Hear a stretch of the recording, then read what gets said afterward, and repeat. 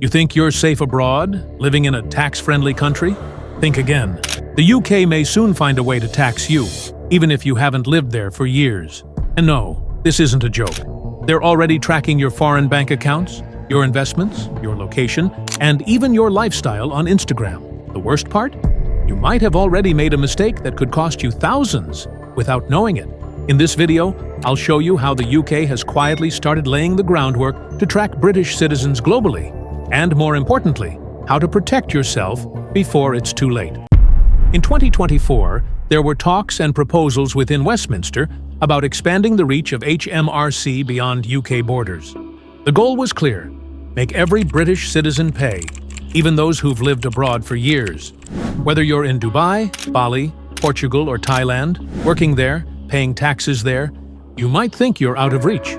But the UK wants a cut just because you hold a British passport. This isn't some internet rumor. These ideas are seriously being considered in fiscal reform circles. And while it hasn't become law yet, don't be fooled. Governments test public reaction, quietly build frameworks, and wait for the right moment. By the time most expats realize, it's already too late. What's truly alarming isn't just the idea itself. It's the logic behind it. Because this marks a massive shift in how the UK thinks about taxation. Right now, you pay UK tax based on where you reside, your tax residency. But in the US, it's different. If you hold a US passport, you're liable for US taxes no matter where you live. Even if you left 30 years ago, even with zero US income, you're still required to file, and often to pay. It's called citizenship-based taxation. And yes, some UK policymakers are seriously considering it.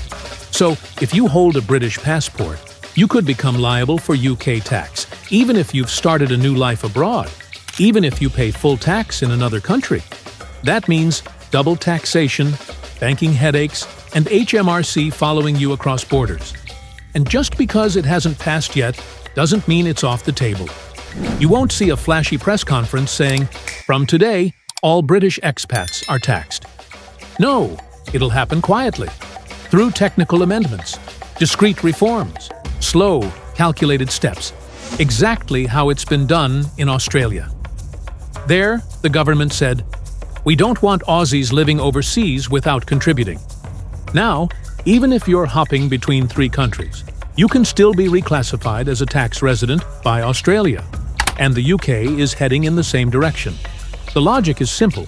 If you don't have a fixed fiscal residence, if you're always moving, living between worlds like many digital nomads, you become suspicious. And that's when HMRC can decide you never really left. They can treat you as still UK resident, even if you're paying taxes elsewhere, following all local laws, and think you're in the clear. And yes, this is already starting to happen. You can see it in tighter reporting rules, increased international data sharing, and new declaration obligations. It's not widespread yet, but the mechanism is in motion. And if you're not full-time in a country with a bulletproof tax setup, you're the perfect target. Because for some UK politicians, leaving the country isn't freedom, it's escape, it's betrayal. And betrayal? That gets punished. So the real question is, do you wait for it to hit you? Or do you build a plan while you still can? If you want to live truly free from UK tax risk, here are 3 legal strategies you can start working on now. 1. Settle in a country with a clear tax residence system. If you're serious about living abroad, make it official. Pick a country with stable, recognized tax laws, like Portugal, Dubai, Thailand, or Georgia. Living in an Airbnb for 2 months isn't enough. You need a registered address, a rental agreement, a visa, proof that you actually live there. That's what separates residents from tourists, and that's what tax authorities care about. 2. Obtain a second passport. If you have parents or grandparents from another country, you might qualify. It takes time, but it's one of the most powerful tools for long-term freedom. A second passport isn't just for convenience. It's your exit card. It lets you completely disconnect from the UK system when things escalate. 3. Leave the UK properly. If you're moving abroad, don't do it half-heartedly. It's not just about spending fewer than 183 days in the UK.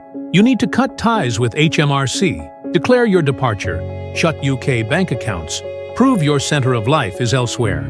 Otherwise, even if you think you're compliant, HMRC could still classify you as UK tax resident and charge you as if you never left. You still have a window to act, but you must do it while you still have control. Once the laws change, it's too late. This kind of reform may not be law yet, but the intention is clear.